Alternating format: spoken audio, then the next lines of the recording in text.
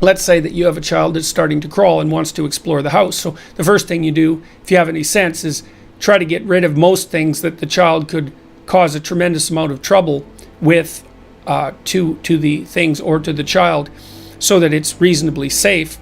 And then the child is going to want to crawl around and get into everything. And so, but maybe there are things you don't want him or her to get into, like maybe there's a tablecloth, and on top of the tablecloth there's a plant, or maybe there's some plants on the floor.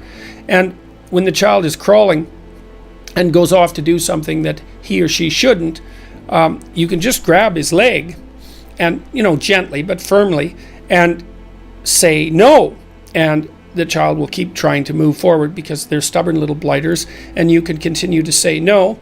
And if you persist with saying no, then the child will eventually give up and sort of go limp. Now, and often the child will cry when you do that. And of course that might make you feel guilty, but what that means is that you've effectively brought the behavior to a halt. And if you do that 10 times, you got to watch your child, and don't stop them from exploring things that they need to explore. And you want to use this sort of thing with judiciously. You can grab them by the leg and say no, and no, no, and wait until they give up. Usually they'll cry, and then you can let them go.